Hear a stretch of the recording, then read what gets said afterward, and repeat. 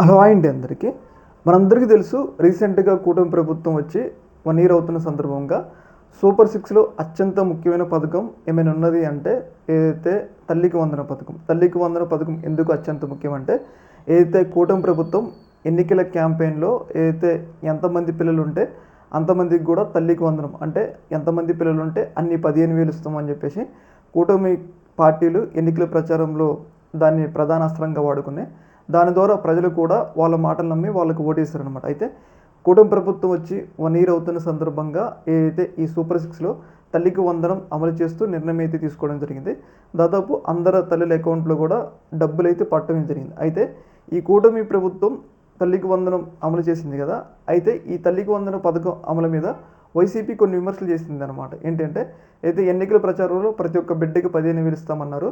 కేవలం 13,000 ఇస్తున్నారు. మరి ఆ 2,000 మిగతా 2,000 ఇటు వెళ్ళినాయి, అవి ఏమైనా లోకేష్ జేబుల్లోకి వెళ్ళినాయి అని చెప్పేసి వైసీపీ పార్టీ విమర్శ చేయడమే జరిగిందనమాట. అయితే ఈ విమర్శనే లోకేష్ గారు చాలా సీరియస్గా తీసుకున్నారు. అంటే ఆయన ప్రెస్ మీట్లో ఏదైతే వైసీపీ పార్టీ చేసిన ఈ విమర్శ లోకేష్ జేబుల్లోకి డబ్బులు వెళ్ళిందన్న విమర్శ ఉంది కదా, ఆ విమర్శని వెనక్కి తీసుకోకపోతే లీగల్గా ముందుకు వెళ్తా అని చెప్పేసి లోకేష్ గారు చెప్పడమే జరిగింది. అయితే వైసీపీ పార్టీ ఆ నిర్ణయాన్ని ఏదైతే ఇక్కడ చేసిన ఆ ట్వీట్ని వెనక్కి తీసుకోకపోగా ఏదైతే గతంలో ఏదైతే జగన్మోహన్ రెడ్డి గారు అమ్మఒడి అమలు చేస్తున్నప్పుడు ఏదైతే సైకో జగన్ గతంలో ఏదైతే పిల్లలకు వచ్చే 2,000 కూడా తన జేబుల్లోకి వేసుకుంటుందని చెప్పేసి లోకేష్ గారు విమర్శలు చేశారనమాట. ఆ వీడియో ఇక్కడ ఉంది.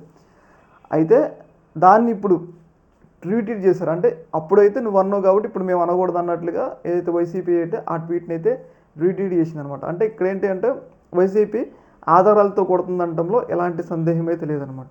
ఈ యొక్క అంశంలో మీ యొక్క అభిప్రాయాన్ని కింద కామెంట్లు తెలియజేయండి. Okay madam, thank you.